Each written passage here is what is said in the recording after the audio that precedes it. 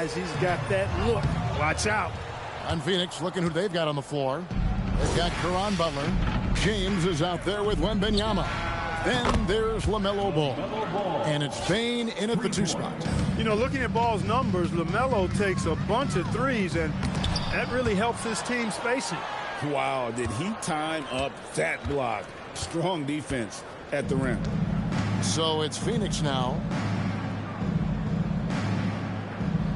Outside, Bane. Back to Ball. In the corner, it's James. Misses the 3. And so it's Giddey with it. He brings it up for the Bulls. Jones drives in, and he comes up with the deuce. Yeah, I love the communication and the chemistry between those teammates. A little over a minute gone here in the second half. There's Ball with the 3, and the 3 ball is good. Ball's got 2 now from beyond the arc in the 3rd for Phoenix. Outside, Jones. Bulls moving the ball around. And it's Phoenix with the rebound. Butler's got 4 rebounds in this game. Cross contact on the shot, and now a 3-point play chance as he'll head to the line. Willing that shot in and one. Phoenix shooting their 3rd free throw attempt of the game. Free throw good. Caron Butler. Yeah, and Butler, just a natural leader. He's someone whose teammates look up to, a polished scorer who also plays tough defense. Claxton with it. He has 6. Can't connect from 14 feet out. James against Buzelis. James kicks to Bane.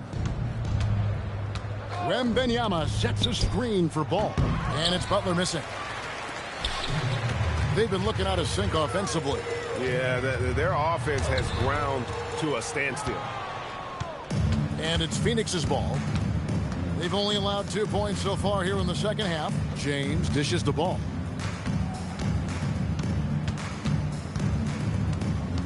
Pass to Wembanyama. Clock at 6. Over Claxton. Hits some rim on the way in, and the bucket's good. Wembanyama's got 12 points in the game. Claxton a screen on Butler. Outside, Jones. Can they get it? Wembanyama with the rebound. Wembanyama's got 9 rebounds now tonight. That doesn't go either for Butler. And we've got an injury out on the floor. Very unfortunate as always, guys. Don't like to see this. Even though injuries are a part of the game, you never like to see it. Man, our thoughts will be with him until we find out more. I hope it's not as bad as it looks. Wilson, he's checked in for the Bulls. Dillingham comes in for Jones. Some changes for Phoenix. That was your dance team. 3 minutes gone now in the 3rd quarter. Outside Wilson, from beyond the arc, buries the long-range jumper. Wilson's got his 2nd basket of the game. Taking the shot on pure instinct. The moment Wilson had it, he knew what to do. Clark, the pass to Adebayo. And Adebayo throws it down. Excellent decision, showing she's more than willing to give the ball up.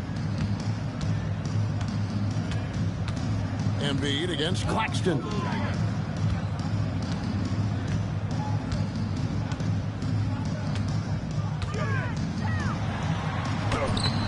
Some solid defense from Brown. Clark outside. Here's the 3. A nice shot by Brown. Not bad coverage, but he remains focused and manages to get it off clean. Here's Powell, and he uses the glass on the layup. Powell's got his first points in this one. And for his stature, Norman Powell's very capable of finishing inside with authority. No good from Clark.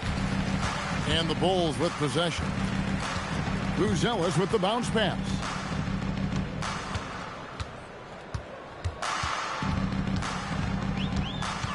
In the corner, Dillingham with it. Down to 5 on the shot clock. The shot by Powell, no good. And it's Phoenix's ball. They're on a 16-7 run.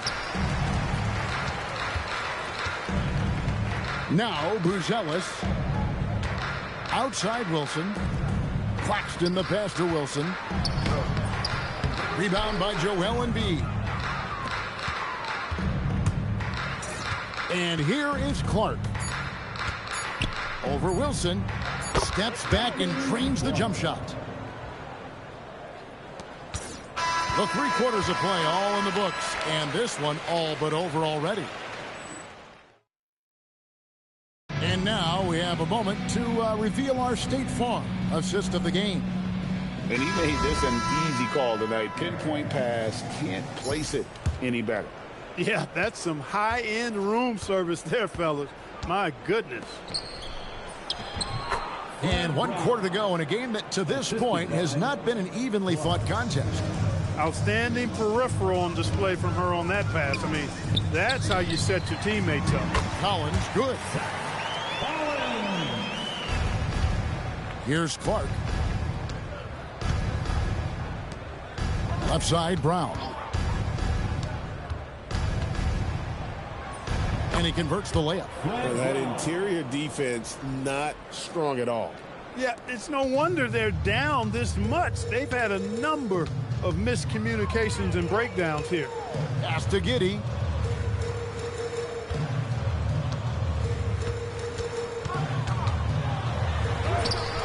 It's hauled in by Brown. And so Brown will bring it up for Phoenix. Now Adebayo. Clark for 3. That one falls coming off Adebayo's feet. A dead-eye shooter. Clark very comfortable off the feed. They need to find a high percentage shot, Clark, to regain some of that confidence. I think they've gone too long without seeing one go down, and that begins to mess with your psyche. Brown, the step back jumper is good. Brown's got 6 points in the quarter. And he loves pouring fuel on the fire. Boy, there's no back down in this fella. Gillingham with it. No good again that time. And here's Brown out.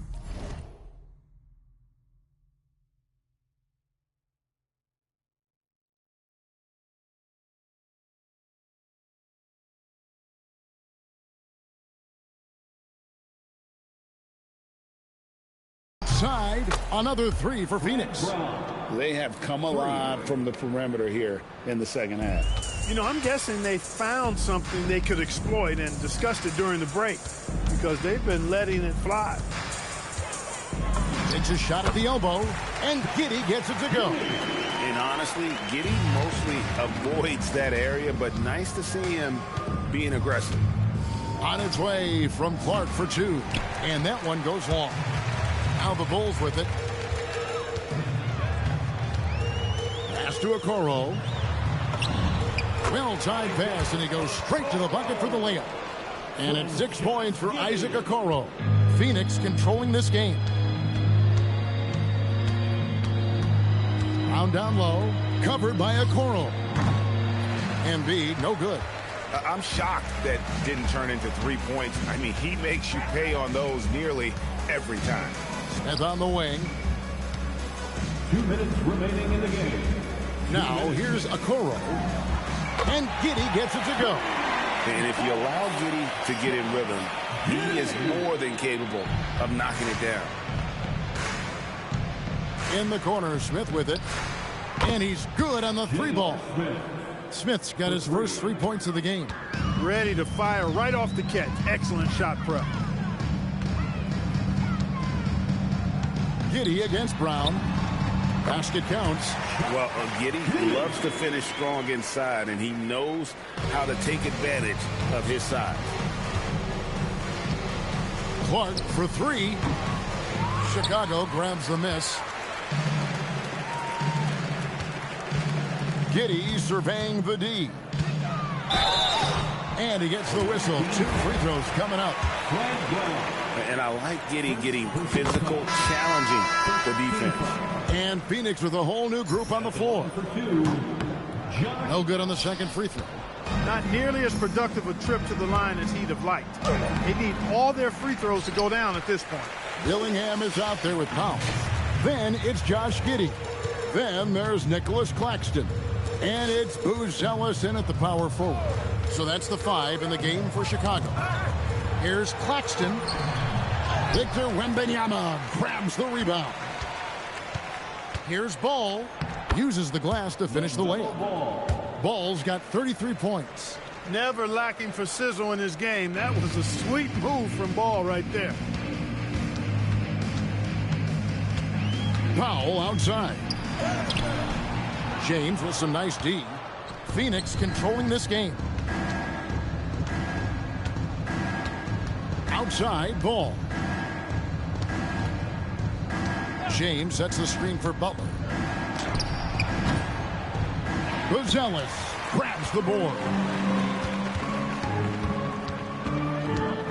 Outside, Giddey. Over Ball. Giddey, no good. Now Ball.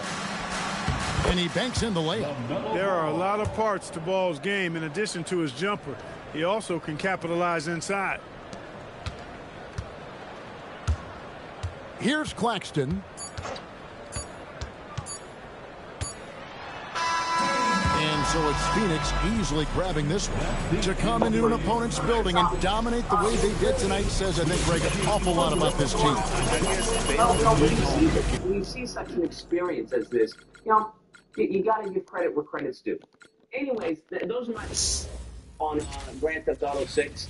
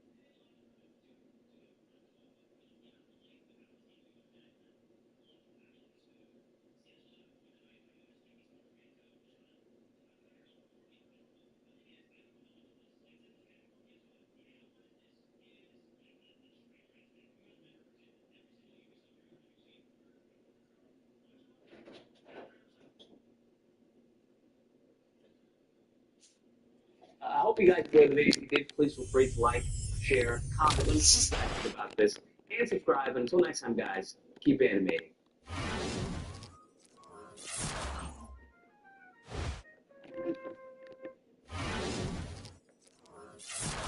God needs child blood.